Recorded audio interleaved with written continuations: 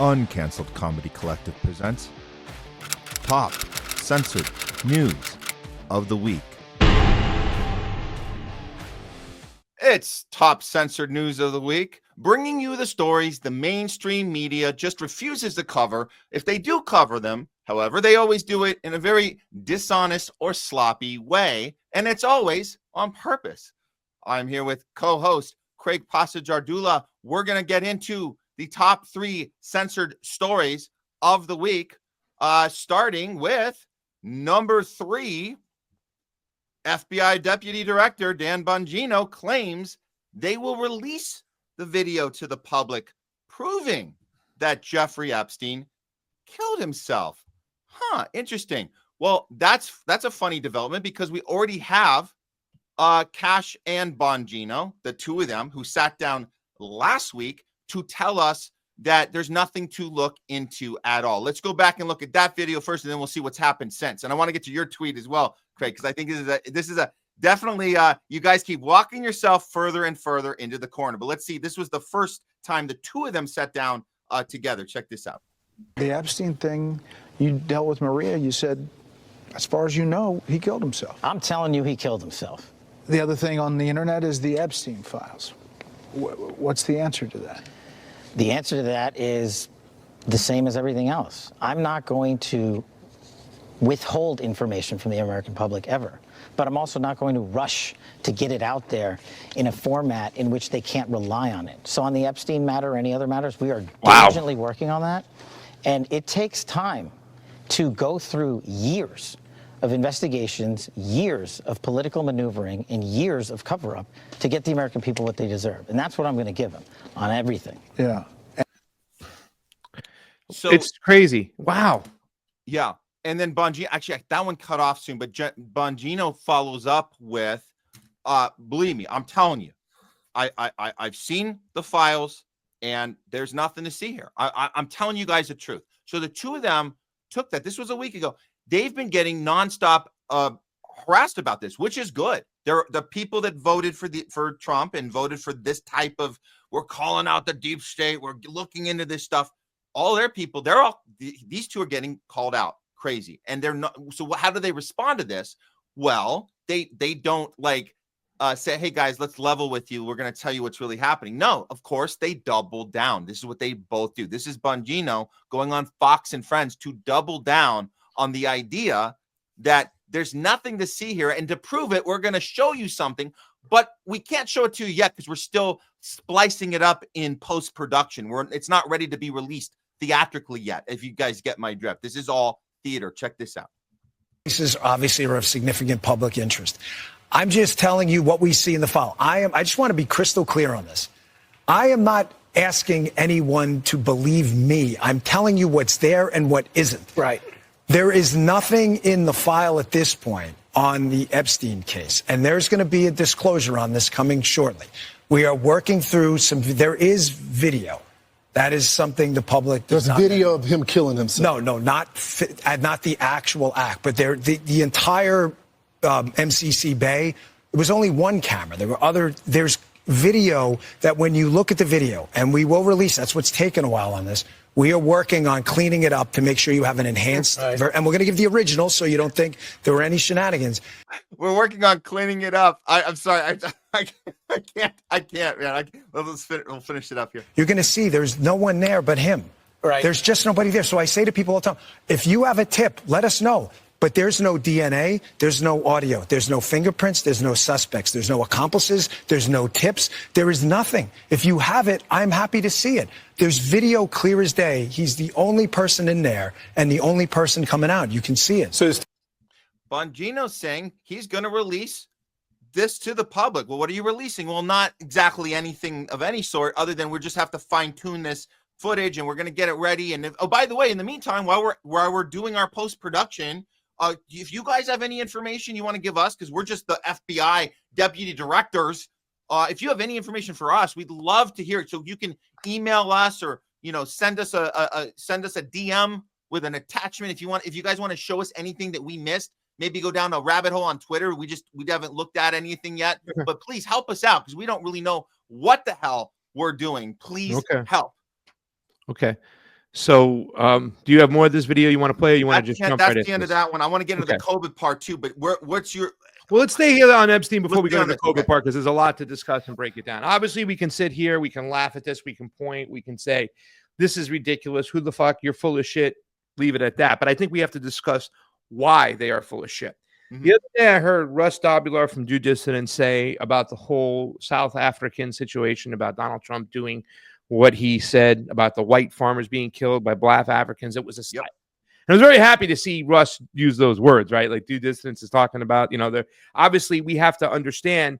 And, with my latest project, I made sure I had a truther, somebody from the conspiracy theory movement inside the panel, because it has now come into the actual, not so much mainstream media, but it has come in. Now they're talking about Epstein on mainstream media. Things have caught up to a point where the ruling class can't afford, but they have to talk about it because the public is so aware of things. Him saying that whole thing was a psyop, great, it was. But let me explain something to you. The whole Donald Trump presidency is a psyop. It really is. Just like the whole hope and change Barack Obama presidency was a psyop. And look how crazy similar. Hope It's so and similar. change, Yeah. right? Change meaning this is a different guy, Matt. We have hope now, right? Telling your base you should have hope. You don't have to be so distraught anymore and so angry. You can now have hope because we have a guy who's going to come in there and change things. We have an anti-war, anti-Wall Street president that's going to come in there and fight for the little guy. Boy, did we learn hard. Donald Trump, the same thing. He's an outsider, Matt. He's going to take on the deep state. He's going to take on the intelligence agency. He's going to take on the globalists and the oligarchs. They're going to let him live, right? Well, they tried to kill him. They missed him.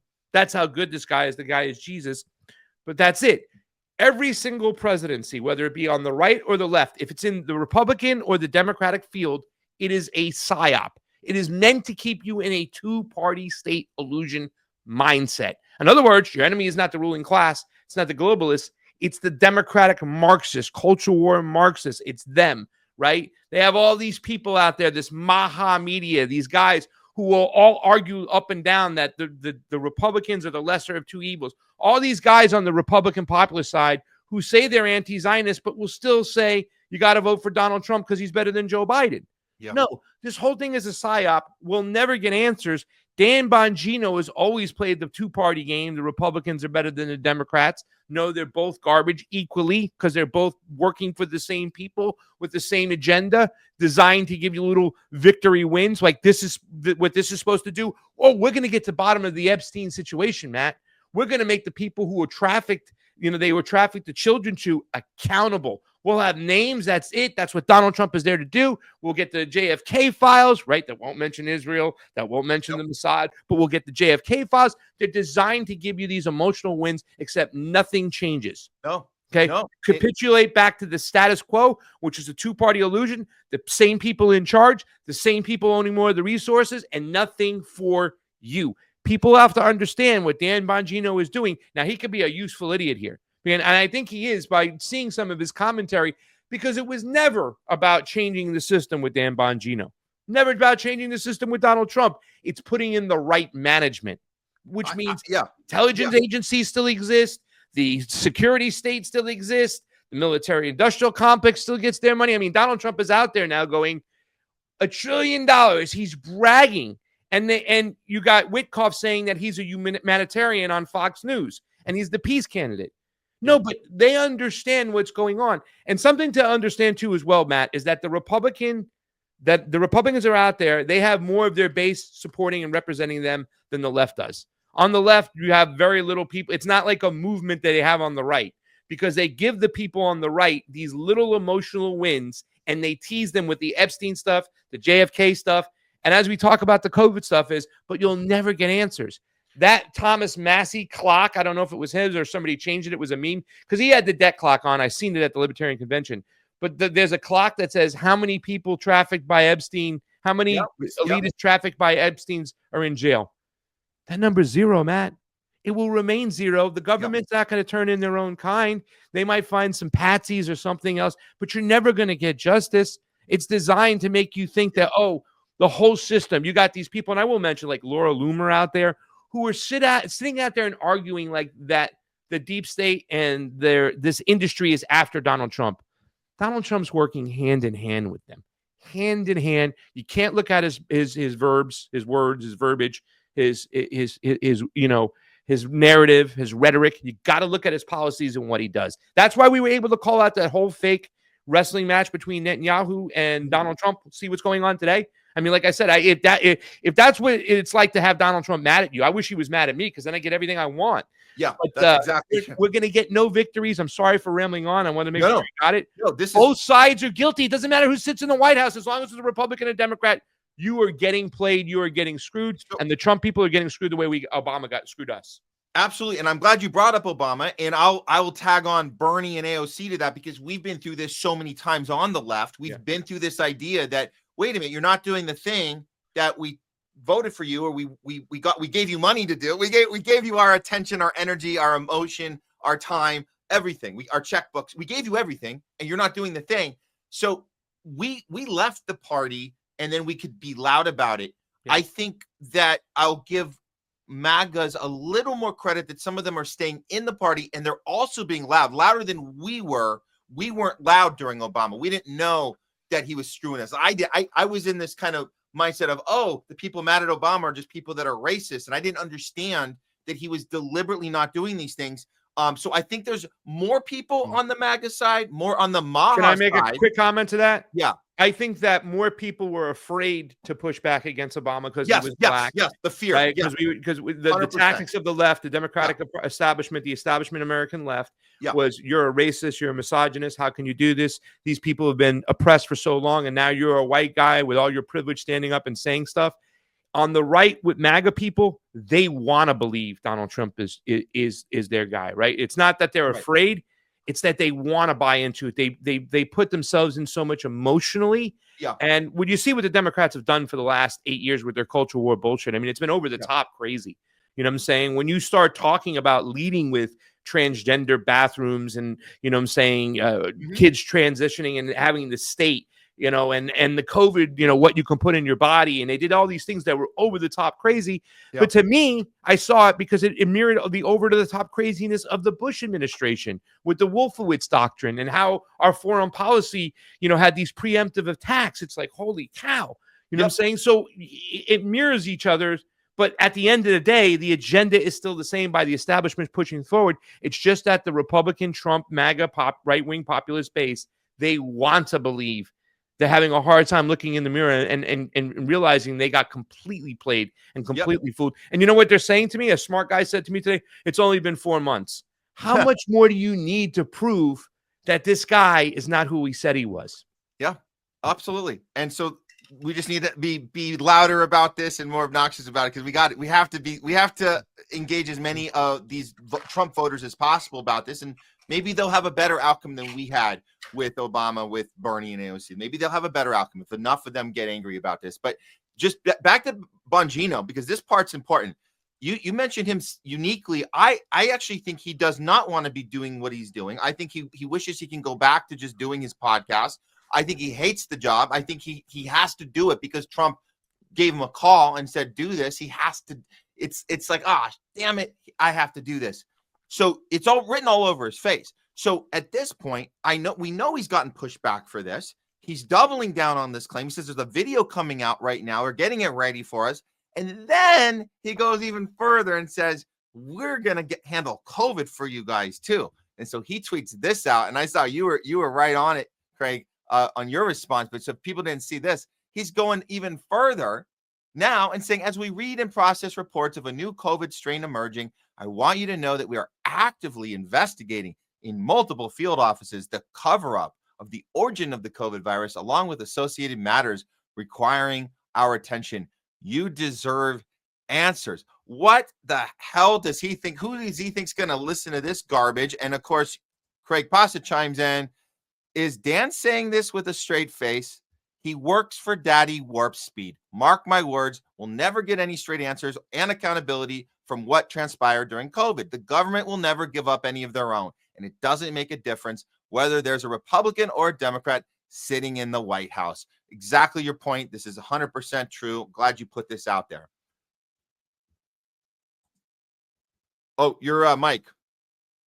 And once again, it's getting very little followers on Twitter because we're in a controlled system out there too, as well, a narrative control. And there's AI marking things to say don't share this out there. I mean, really, we such need a platform out there. I wish we can have it. I don't think the ruling class will ever let us have a free, transparent, open source system in which things can thrive and grow. They can control the narrative at all time. And right now, the government's number one thing is to make sure that you believe in the two-party system, that they're different. They're not. They're the same. And even still, for him to kind of the odd part about his tweet was, as a new COVID strain is emerging, it's like, as a new COVID strain is emerging, I don't think you're really paying attention to like what had happened during COVID. You probably wouldn't lap that together. You're still saying that you believe in the whole, COVID situation, whatnot, that you have to, talk about it. And and Donald Trump, he went along with lockdowns. He went along with the vaccine because he thought it would get him elected or whatever the case may be. He was still there. He allowed it to happen. I mean, he was a big part of it. The CARES Act. That's where all the money went through him, through his signature, in Congress, but it's once again, that clock, how many people who will be held accountable and actually do jail time for this stuff will be zero. I mean, Pfizer right now, in their own information, their own data, in which people like Brooke Johnson and all these other people who are looking into it, they really incriminate themselves. They're guilty from what they say is going on. If anybody in the State Department or the president or whatever would just read that data and say, we have to immediately cancel the Pfizer vaccine and take it off the market. Look what they're doing, right? They're not doing things like that. No, they're having these little tiny celebration moments that don't mean any. I mean, oh, look, we got the CDC to take it off the schedule for healthy pregnant women. Yay. It's like, but you're still giving it to everybody else. You effing a-holes. What are you? That's not what you do when something is not good for people. You don't just kind of remove it here and there. So clearly, Can I say this much, Matt? If Donald Trump was serious about peace, he would go to Congress and say he needed to repeal the AUMF. And if he was serious about civil liberties and free speech, he would say you have to repeal the Patriot Act. If he was serious about elections, he would say you have to repeal the HAVA Act. He would put this to the public. He would say we're going to eliminate these things. Therefore, so we are a peaceful nation. We have to go through Congress to talk about things before the president can start doing anything. That would be open to the public before we start bombing, right? Before we start looking at your data and spying on you. We removed the Patriot Act, so now we can't have warrantless, wiretappings, and the CIA and the FBI can't just go crazy and infringe on your civil liberties. We would remove Section 230 of the NDAA, saying you're no longer going to get protections. You know what I'm saying? If you're going to impinge on people's speeches anymore, we're not going to be able to talk to these companies because it's illegal. If you want voting rights back, you want legit votes. We want to take away the HAVA Act, in which, all this mechanism and this money from these dark entities that count your ballots, these proprietary softwares, it's going to be eliminated. He's not doing any of that. It's just rhetoric, and he goes behind your back and he does exactly the opposite of what he says he's going to do. And meanwhile, he's getting paid ridiculously by the military-industrial complex, by the AIPAC lobbyists, $1 trillion military budget. I mean, come on, you're not the peace president. And now he's bragging about it, and people are going, peace through strength. Peace through strength. By the way, we have a video about peace through strength out there, guys. Oh, all right. Let's get on to the number 2 story this week. Here we go. Number 2, coming to number 2. Former State Department USMC captain reveals Gaza genocide tour for Israeli children is in effect. This is Matthew Ho telling us about, and I guess he went on Judge Knapp earlier in the week or last week to tell us about his experience going into the Israel-Gaza border. And as he'll tell it to you for himself, but this is a remarkable story, and I think he's still trying to process what he discovered when he was there that nobody's reporting on. Actually, there's one outlet reporting on it. We'll get to that, but we wanted to cover this today. Number 2 story, top censored news. A mile and a half or so from 300,000 people who are being forcibly starved to death by the Israelis. What is grotesque and absurd and obscene that I was not expecting was where we went to look at Gaza. I was expecting we would go to a hillside or there'd be a field that we could look across or something. We went to an observation platform, Judge. We went to an observation deck, just like you have overlooking Niagara Falls, including with the big binoculars where you put the coins in so you could see. And this is an observation platform that looks into Gaza, an observation platform that observes the genocide. And as we were there looking at Gaza, which is the experience itself, because you feel like a voyeur, you feel like a tourist. You find yourself disgusted with yourself that you're standing here watching this, but you're also so far removed. You're so separate from it that it's septic. It's sanitary. You don't see anything that's actually occurring there. You don't hear the screams. You don't hear the dying. You don't see the wrecked bodies. You can't even really make out the damaged buildings. But from this observation platform, it's very picturesque. And it's as if you're watching a movie, essentially. But what was really, and I'm still trying to come to terms with this, I'm trying to find the right words to describe this, and was the fact that as we were there trying to understand how we were relating to this genocide occurring in front of us, an Israeli school field trip showed up. And these children, they're teenagers, they came from 2 hours away to come and watch the genocide.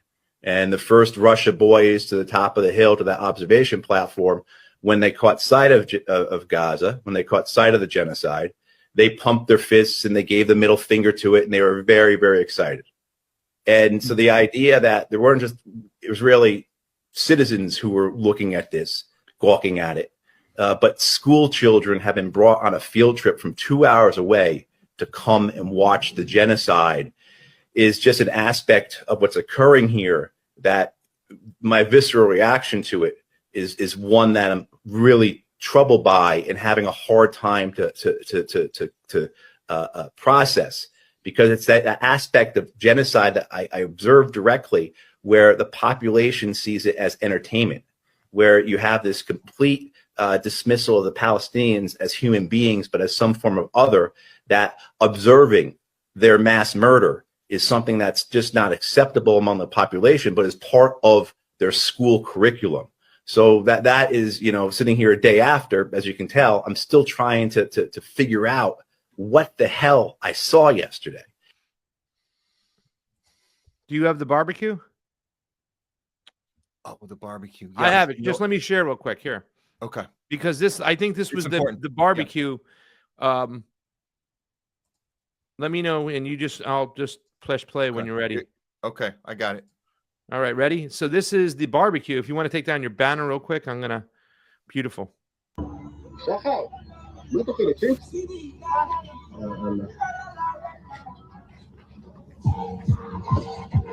Watermelon too, just fucking disgusting. It's like fucking just disgusting. Like, that was the barbecue I think of that they were eating right there. You know what I'm saying? And it's this is going to be a stain on society, on human beings, especially a lot of Americans, because it came out of our tax dollars and we allowed it to happen. Too many people.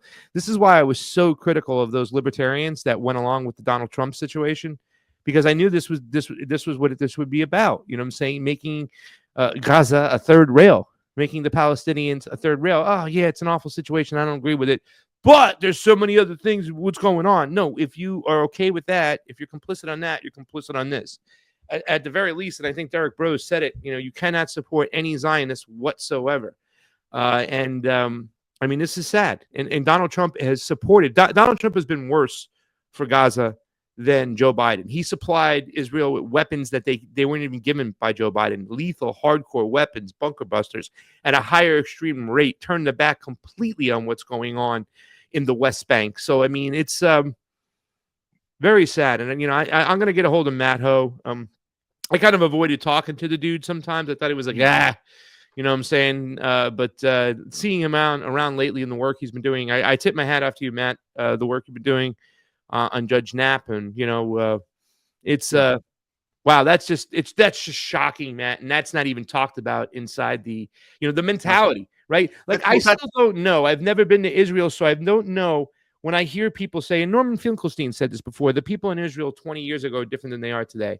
They're less sympathetic. They don't care about the Palestinians. They've been bred and programmed to think that they're animals and rapists. So it's just it's a society that's just far gone now compared to where it was 20, 30 years ago. Sorry, Matt.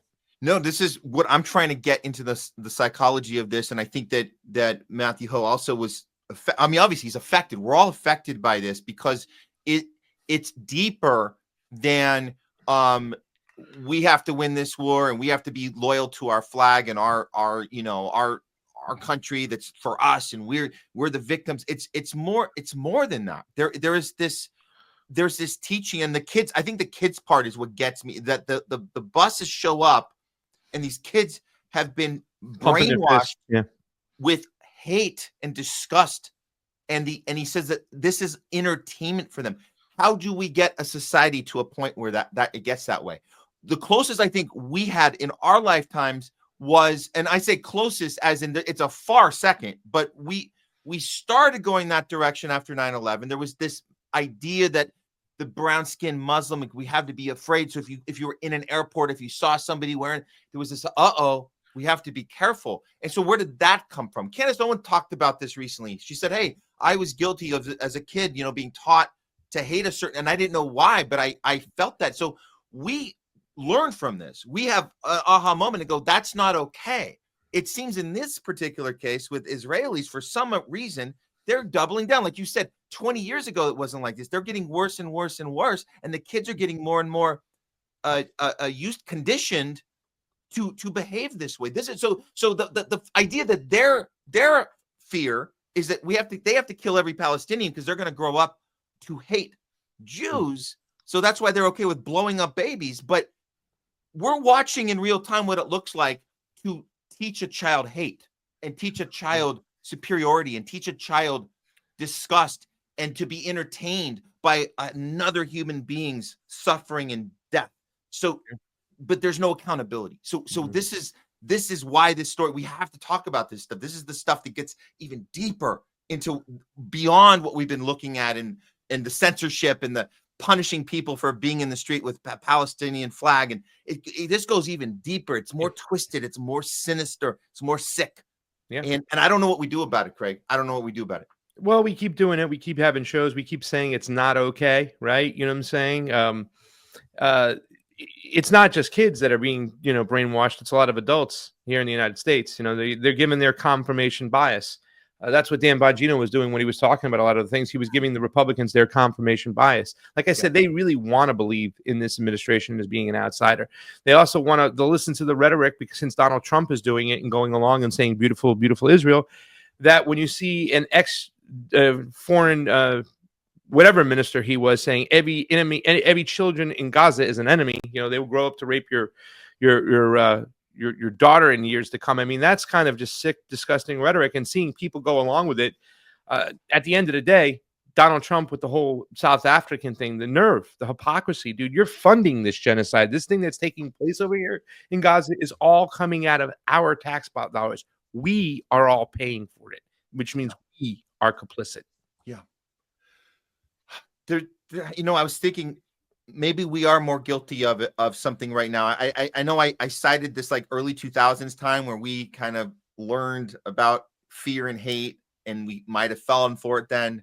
We might be falling for something worse right now, just from a point of view of what is enough to get us out of our seats and say enough. I saw this comparison. I want to bring this up to you because this was this Vietnam versus Gaza comparison. So let me just before we get to the number one story, I know people have seen this footage. This is the girl being burnt alive. Now, I think she did escape and she did survive this, but this is her entire family wiped out in this fire. If you guys haven't seen it yet, this is very disturbing. So there she is, and she's being targeted by IDF, like to be murdered, and her whole family is dead. And I think, we did get worse. She did survive this, but the point is that this type of imagery, we think back to Vietnam and we think about what was the imagery that got Americans to have it enough. We have enough of going into a foreign country and tormenting innocent children. What was it? Well, here's a reminder. If you guys didn't know this, or if you want a little education, little historical context, there was a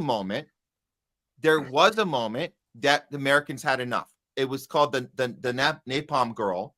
It was a photo that shocked the world because you got the child suffering in this one shot of this little girl in Vietnam, like running down the street, and you see the pain in her eyes. And that was enough to get people to say enough of this. But the viral video I just showed you, that's gone viral. That child in the fire has gone viral. And it wasn't enough to provoke any sort of like public outcry. It's just not enough. We're desensitized to this. This is the imagery side by side. That's the famous picture on the left. The little girl running out of this South Vietnamese. There was a napalm attack. She's screaming, going down the street. That picture did everything for people here. They said, wait, we're doing this. We're funding this. We're causing this pain, this suffering in children. We've had enough. Why can't the same thing happen now? Have we regressed? I guess that's my question here, Craig. No. Have we gotten worse too? Well, the social engineers have gotten better. The people who were fooling us gotten better. They've come up with more excuses, more ways of propaganda. You know what I'm saying? They have more soldiers. Operation Mockingbird brags that the CIA has a plant or their own type of person in almost every single mainstream media outlet out there. Now they're going into the independent world. They've given us more excuses to allow it to happen, to separate us from the situation. Remember when Matt Ho said that he's like, the one thing that felt really weird or avant-garde is the fact that he is separated from the whole situation, like it's happening in front of him like a movie, and it's very mind-chilling. Well, that's still happening right here in the United States. They're so consumed with so many more problems nowadays than they were over there. There is no middle class. Everybody's struggling. So that kind of factors in less time to pay attention to what's going on. But they've been given more excuses. You know, Matt, the Arabs, the Jews, and even the Christians, they've been at war in that region for years. It was around a lot longer before we were here. It's going to be around after we're gone. There's nothing we can do about it. They've given more confirmation bias for those people who want to buy into their team. You know what I'm saying? Whether it be on a Democrat or a Republican or just even in an independent out there that's not party affiliated. They've given these social engineers through their proxies in the media have given people more excuses not to care, to think it can't be solved, that it's separate from us, right? Like you said, that was our bomb that caused that fire that little girl is coming out of, but yet they'll say those things like that I just said. They've been fighting for years over there. Bill Maher says it all the time. It's been going on before us. You can't blame us for this. So, it takes it off our hand. And then we go back to, all right, I got to pay rent. So I got to work this extra shift. So I'm going over there. You know what I'm saying? Or if it's somebody who's completely distracted, I don't want to listen or pay attention to this. It's my day off. Put on the Family Feud and, Trivial Pursuit. They check out. They don't pay attention to it. So, the mainstream medias aren't even talking about it. So on your boob tube, on your TV, you can't even get this. You probably don't have that shot anywhere out there. It was only seen online. It was limited by those. But you better believe that Elon Musk did his part to limit that being played out there. Mm-hmm. It's just that the social engineers have used Tavistock, the studies, to get better, and they understand us as a species better. They understand which ones they have to shut up and silence and which ones they can promote. So they just have a better mechanism right now to convince and fool people out there. Yep, absolutely. Yeah. Well, going up to the next one, we're going up to the number one story now, and it's definitely connected. We talked about the horrific stuff going on in Gaza right now.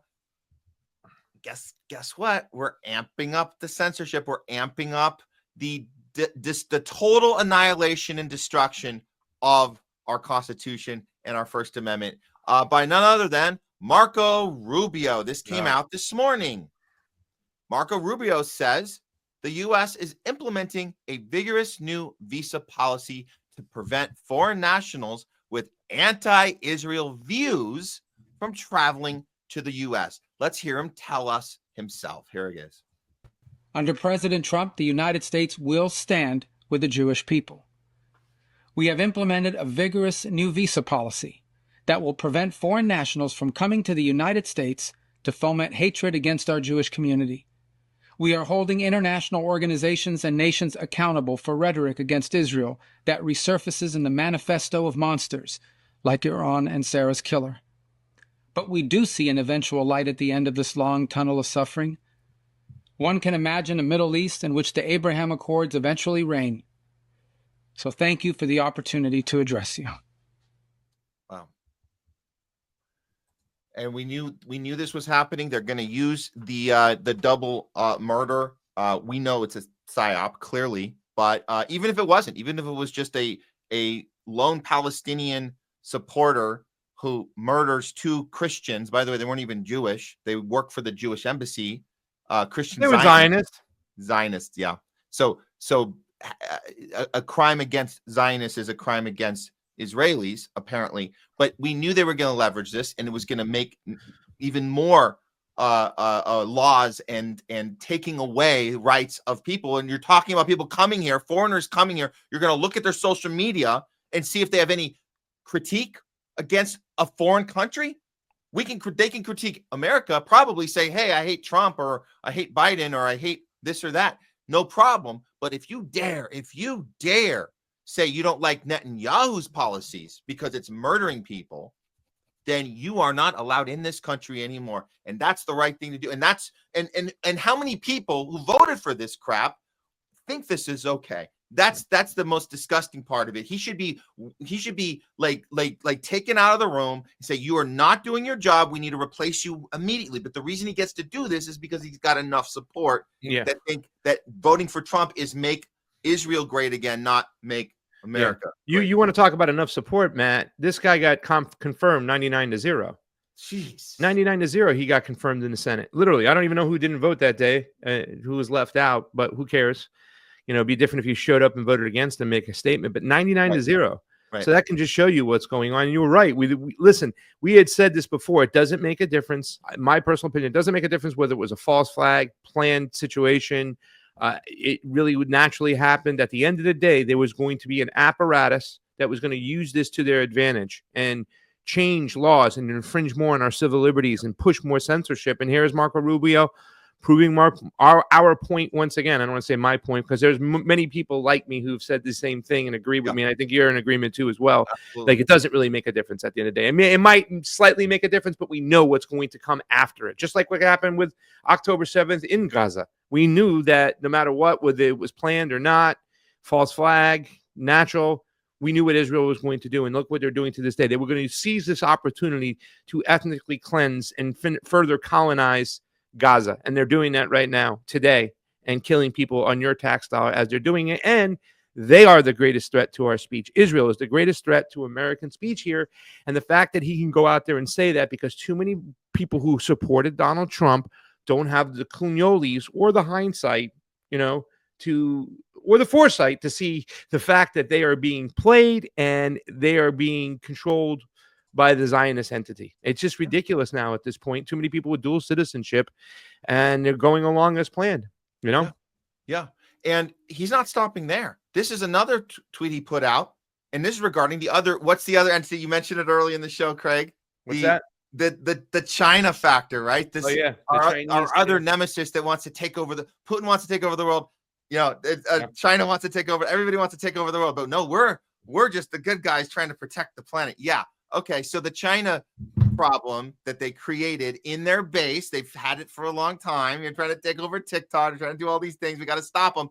Well, why not just throw China into the mix? You're already saying we're not going to let people in that have negative comments against Israel. So why not also not let people in who have positive comments about their country, because they're supposed to be the bad guy? Yes, this is actually happening from the same guy, Marco Rubio, tweeting this out, that the U.S. will begin revoking visas of Chinese students, including those with connections to the Chinese Communist Party or studying critical fields. In other words, he's saying that we're no longer going to provide education to people who associate with the enemy. And that's the country we are now creating, one that is not welcoming, one that is not diverse, one that is not empowering everybody. No, now we are going to shut those doors as well. Why not? Why not just shut the doors to everyone and protect us from all the evil boogeymen all around the planet, except us, of course. Censorship and because they use this, they're going to censor whatever now. You know what I'm saying? Now it's like, oh, I made a good post about China, we can censor and silence you.